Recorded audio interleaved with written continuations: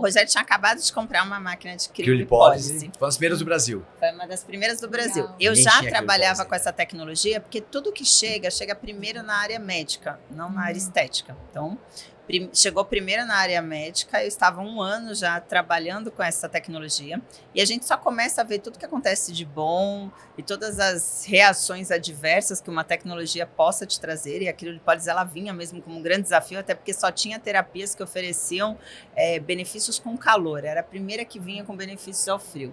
O que nós não imaginávamos é que o frio poderia... o frio, né? O quanto que ele poderia, o cuidado que a gente tem que ter com o frio.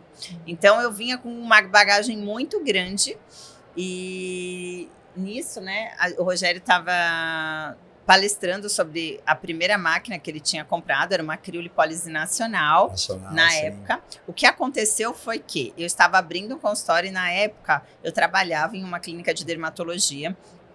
E eu trabalhava na clínica de dermatologia das 11 até as 8 da noite. Então, eu ia à noite atender algumas pacientes. Algumas não eram pacientes na época, né? Eram minhas amigas no consultório do Rogério. Então, eu comecei indo atender algumas amigas pessoais mesmo. Minhas amigas que não tinham condição de ir na clínica dermatológica que eu ia, queriam fazer a sessão, sabiam que o Rogério tinha máquina, então eu ia e trabalhava à noite, trabalhava nos finais de semana. Enfim, eu não tinha, na época, pretensão ainda de abrir uma clínica. O que acontece é que, nisso tudo, a máquina deu problema. Na época, não tinha manutenção aqui em São Paulo, isso é muito recorrente. Eu fui procurar uma assistência sozinho. O Rogério estava no congresso médico, 2 metralhadoras na minha cabeça, e mal roubaram a máquina. A máquina dela. Gente. E era uma máquina na anos época. atrás. Era uma época.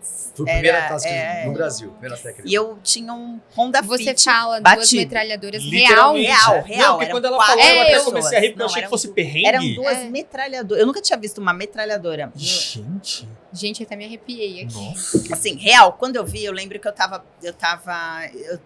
numa esquina de Mauá, e eu estava vindo com o carro, saindo da assistência técnica, que eles tinham consertado a máquina. Era por volta de umas 2 da manhã.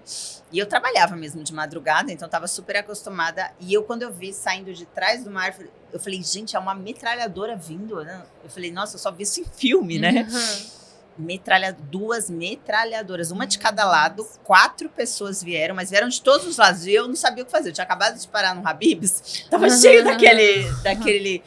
E eu cheia de esfirra, eu falei, meu Deus, né, o que eu faço? Aí eu, calma, fiz assim, aí desci do carro, deixei tudo, e na época eu tinha um Honda Fit vermelho todo batido, desci do carro. E aí encontrei uma Kombi, aí comecei a fazer assim com a mão, graças a Deus eles pararam. Aí eu pedi socorro, liguei para minha casa, que o número onde eu morava, na época eu morava com os meus avós, o número que eu morava, eu falei, vó, tudo bem, acabei de ser assaltada, pega o telefone e liga para o Rogério. O Rogério tinha alguns amigos policiais. Resumindo, achamos o carro, mas não viu hipótese. O carro tudo batido. Podiam ter deixado a Não, máquina e levado o o carro, né? Pra você entender, a Crio era... Naquela época não existia Crio. Era uma coisa que foi Era uma coisa primeiros, sabe? Unânime. E aí, mas tudo bem, faz parte do jogo, foi bom pra gente crescer, entendeu? Não, mas aí o que aconteceu é que precisava se pagar essa criolipólise, porque a criolipólise na época era do Rogério, eu não tinha consultório, como que eu pagaria essa parte para o Rogério? Quer dizer, antes eu já comecei no Sub, né? Subway foi total comigo, as pessoas, história de vida, eu falei, gente, a minha história daria um livro.